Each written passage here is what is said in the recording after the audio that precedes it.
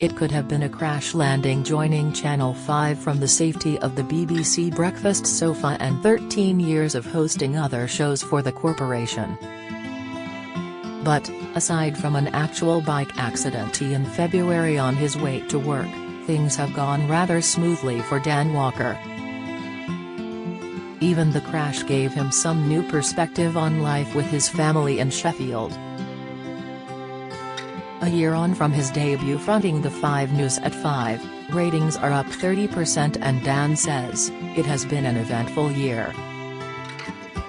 We've had some big interviews and so many people ask me about the bike crash. It's probably the shock of seeing my face. It was quite badly damaged, wasn't it? I remember lying on the tarmac and coming around after 20 minutes or so, and I saw the faces of the 2 ambulance guys and the police officer. And I remember the first thing I did was I shook my arms, shook my legs, and I sort of moved my back, and thought, it hurts a bit and it aches and I can feel sort of blood in my mouth, I can feel wetness in my mouth, but I don't think I've broken anything. And then in the days after that, I think you do have a bit of self-reflection and you do think about your priorities and things you've said or things you haven't said and things you want to do. And when you're told you're 50 centimeters away from having your head run over and you think, okay, Teresa, time to reset and take stock and think about what you want to do. I had my head and back scanned, went through a concussion protocol and was back at work within a fortnight and back on a bike a week after that. The first roundabout I came to was a bit hairy, but I don't even think about it now. I am really thankful I was wearing a helmet, thankful I didn't break anything and thankful that I'm still around. So I think that is quite a big thing to go through and then come out the other side of and get back on a bike and enjoy it again. That's where I'm at. Father of 3 Dan, who married wife Sarah in 2001, was persuaded to join the channel by the director of programs Ben Frau, who also set him the target of boosting ratings for the 5 p.m. news show by 20%. Grinning, Dan tells me in April the numbers were up 30% and he thinks that is down to making the show really conversational, very distinctive and with a real identity to it.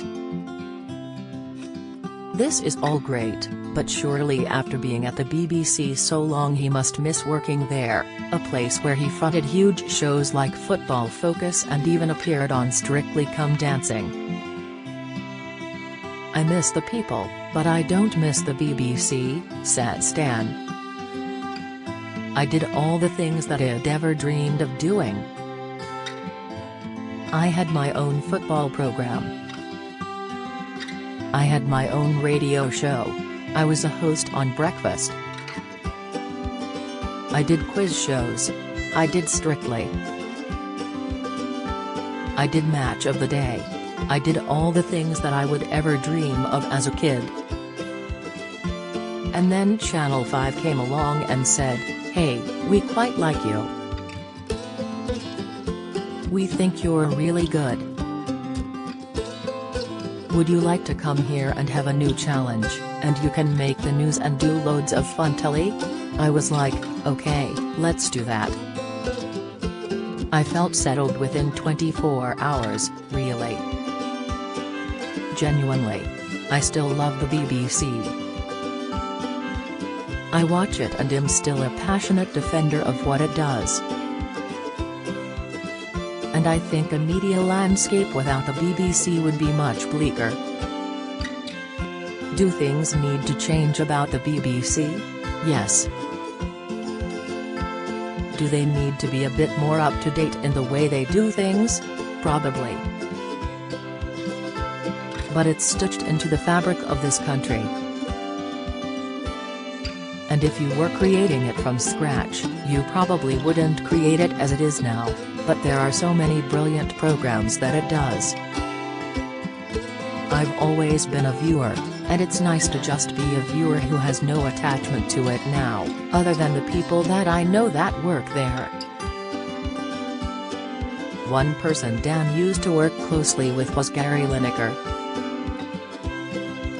In April, the Match of the Day host was suspended over an impartiality row about comments he made criticizing the government's new asylum policy. The story broke whilst Dan was on air and he found himself reading out texts from Gary from his phone to stay ahead of the pack on what the latest news was. Lineker was eventually reinstated following a backlash from fellow BBC staff and viewers, a decision Dan agrees with. I know Gary well, and I've always thought that the audience is clever enough to see the difference between the guy who sits on Match of the Day and the opinions that he has on social media. And I think if you feel that you can't watch Match of the Day because you disagree with his political stance, I think that says a lot more about you than it does about him. And I'm glad they sorted it out, because it needed to be sorted out. I think often in these situations, you get a big overreaction to a story, it becomes much bigger than it should have been in the first place. And you think, why didn't you just deal with it like this before it snowballed into this? It was a weird sort of 48 hours, wasn't it? But in the end, I think they got to the right decision.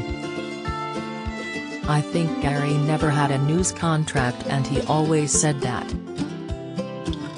And there is a difference there. Everybody in presenting has those conversations with their bosses at some stage about where that line is and trying not to cross it. But I think that his line in the sand is very different to somebody like Hugh Edwards, because HW's impartiality is sort of ingrained in the news, or it should be anyway, and I think Gary's a sports presenter and it's different.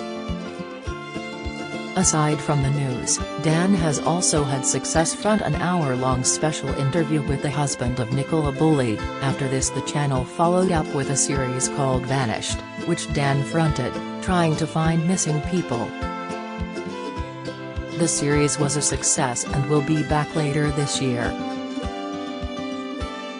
From this week, Don's also working on a new show with friend Helen Skelton.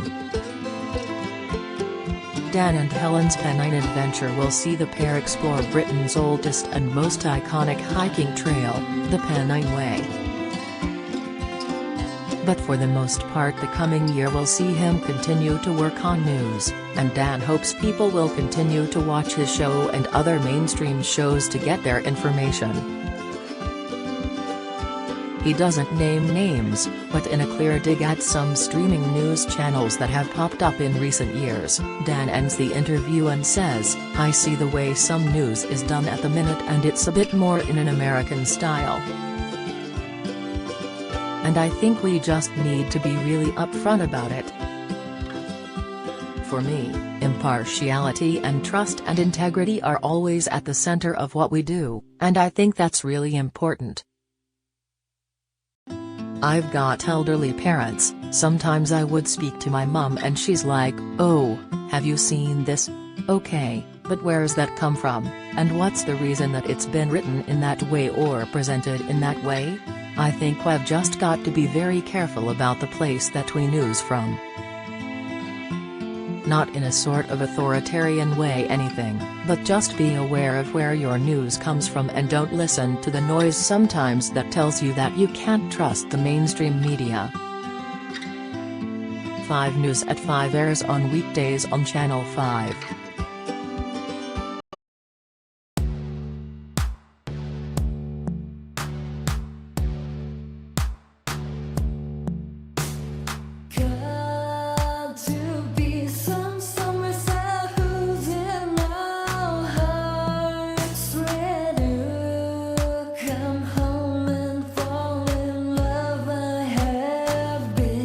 Trying to find a way over